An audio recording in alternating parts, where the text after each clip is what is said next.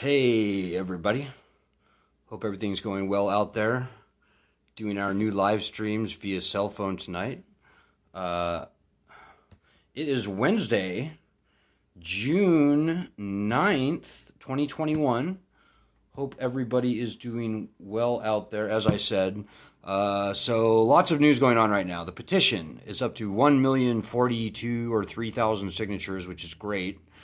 I'm also glad to announce we got a good mention at CNBC yesterday, which is good. In the month of May, we were profiled by CNBC, written about by Yahoo News, Business Insider published some of our key research. And we did just a gaggle of stories at the local level, local state media by and large, which highlighted our research that over a third of U.S. states now owe more than their entire state budgets in student loan debt. Very important news. Two pieces of research that we're trying to break right now. Number one, what I just said. Like a third of U.S. states, the people of those states owe more than the entire state budget in student loan debt, which is just jaw-dropping. Most of those states, by the way, are southern red states like Florida, Indiana, Alabama, Tennessee, Texas, North South Carolina, Missouri, Ohio, and others.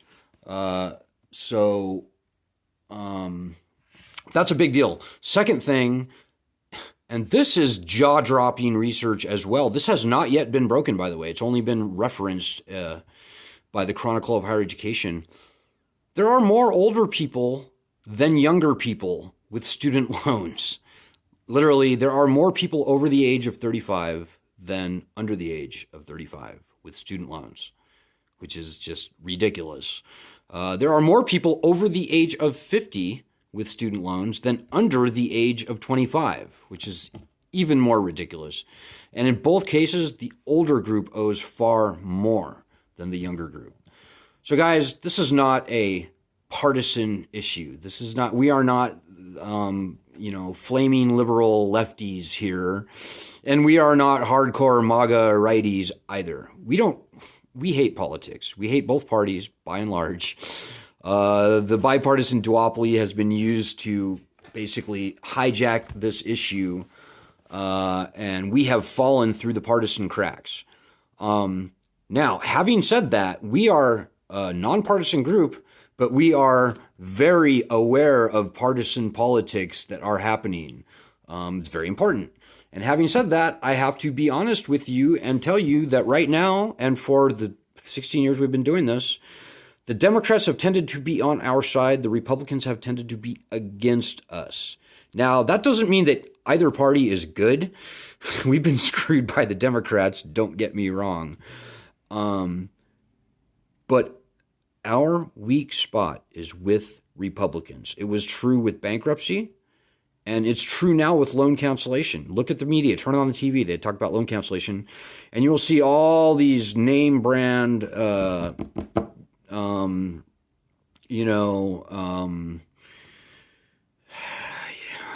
just name the Republican pundit, and he has probably spoken out against student loan cancellation.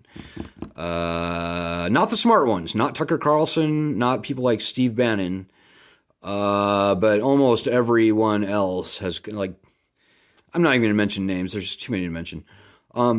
So this cancellation issue and the bankruptcy issue before it has become a left-right thing. We've got Elizabeth Warren and Chuck Schumer calling for loan cancellation on the left, and we've got all these other people on the right coming out against it. That's just stupid. That's stupid, guys. It's hurting us. It is going to kill any meaningful, actual loan cancellation that we might see, and also bankruptcy. We can't let that happen. The worst hit states are red states. Older people outnumber younger people. My best estimate, this isn't my estimate, this is Pew Research, 55% of everyone who has some college identify politically as being either Republican, 43%, or independent, and that's like 12%. So you can say that a majority of people with student loans probably are either Republican or independent. So this is not a partisan issue. And if you look at the worst hit states like Georgia, a historically red state, the state budget of Georgia is $48 billion.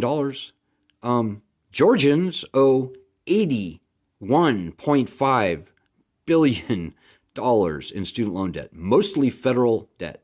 So Republicans should be on our side.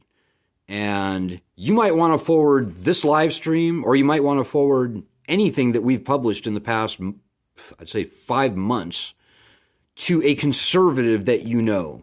We are addressing this head on. We're going into the lion's den. That's where this battle is going to be won. You know, the Democrats are good and well, but I mean, honestly, the way the political dynamics are going right now. And by the way, if you have any questions or comments, let me know. If I can see them, I will certainly respond to them. But right now, the way the political dynamics are going, guys,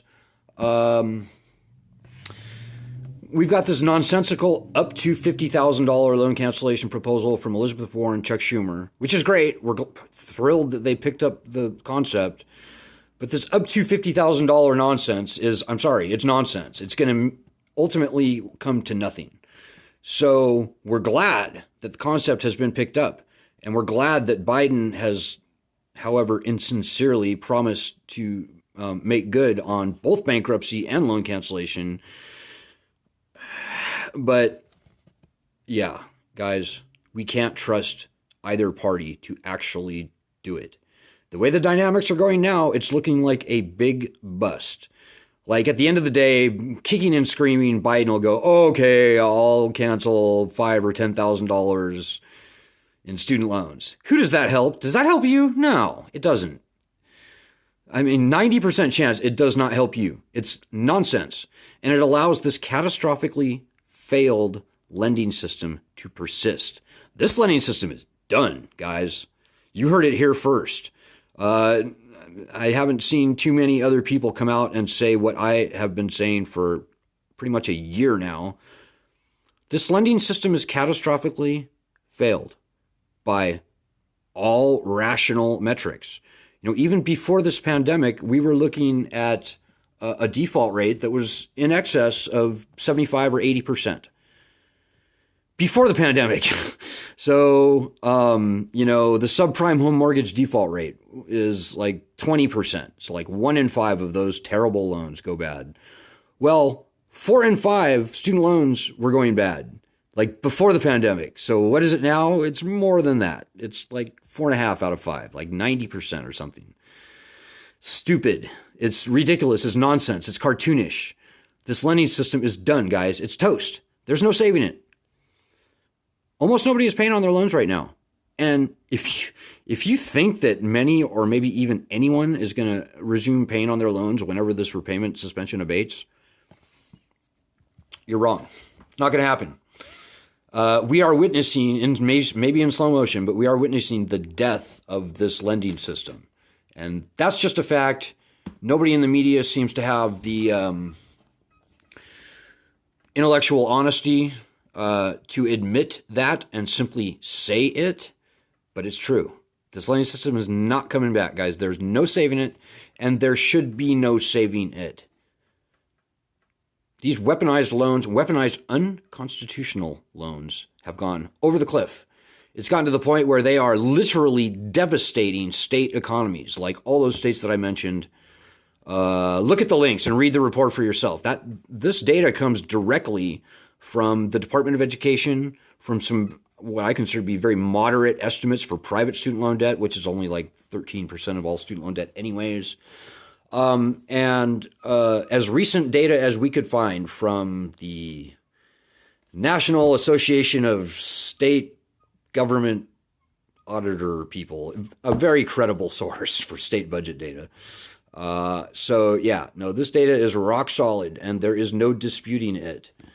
So, yeah, guys, I hope that you're helping out there in the world. I'm going to keep this short. 3 calls to action right now. We need to reach more Republicans. Look for us on Twitter, Student Loan Justice on Twitter, and retweet all the tweets that we've done over the past week.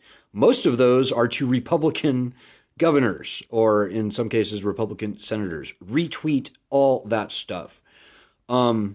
Second thing, and this is actually, I think, most important, is get those 2 pieces of research to local media. And as soon as I'm done with this live stream, I'm going to post the links to those articles, and you can see it for yourself.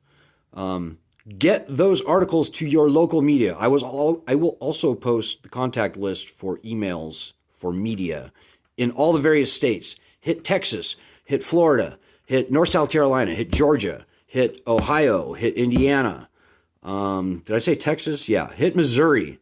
You can really help there. This is how this problem gets solved. Well, I may have frozen. Okay, no, I'm still talking good.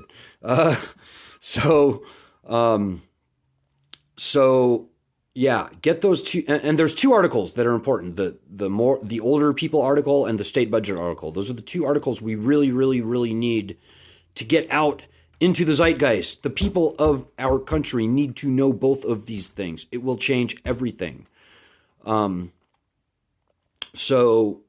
Yeah, do our Twitter stuff. Get those articles to the media. Third thing, do everything you can do to get more people onto our petition. It seems to have slowed down, honestly. I mean, we hit 1 million like a month ago, and we've only gotten like 40,000 signatures in the past month. And so we need to do better there. So please help with that if you can. Last thing, if you can donate at this time, please do it. We don't need much to survive and thrive and fight and win this battle, guys. We can't do it on nothing. We cannot.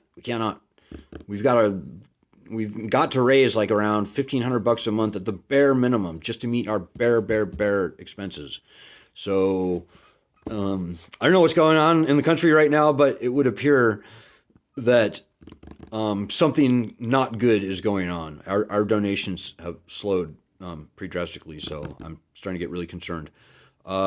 We're fighting and we're winning this battle, guys. I mean, do you not see all that we have gotten done just in the past year? Like, where were we a year ago versus where we are today? We are kicking serious ass. And we are the tip of the spear. In fact, we are the spear. We're in this battle. We're meeting every day with, like today we met with a governor's office. I'm not going to say which state, but we talked to governor's offices and senators and all these people that we're getting this done, guys. We're getting this done. And you need to help a little bit. I mean, your actions are way more valuable than any money you might donate. Let me just say that first off. We need you out there fighting this battle for us in whatever capacity suits you, but you've got to be pulling your weight on that. But beyond that, if we can't raise the tiny amount of money that we need to function, then we disappear. So please don't let that happen. Please make this fundraising a little easier on us. I don't know why it's so difficult lately. As I said, something bad is going on in the economy, I think. So please just help with that. You can go to our website, studentloanjustice.org/donate or something. Just go to the website, Student Loan Justice. And with that, I'm gonna keep it very short and sweet. I'm gonna leave it there at that. I'm gonna wish you all a great Wednesday. Good luck. Godspeed. Oh, and as Ed McKinley just said, many hands make light work. Yes. Listen to Ed. He knows what he's talking about. And don't be scared, guys. Don't be scared. Don't sit there and bitch and whine and do nothing because you're scared. Less whine, more spine. Trademark. I just made that up yesterday, so. Ed says we should do a bake sale. I don't know. It's coming down to that, Ed. I don't know. But anyways, so please help. Good luck. Godspeed. Ed will be back tomorrow. I will be back on Friday. And God bless everybody. Peace.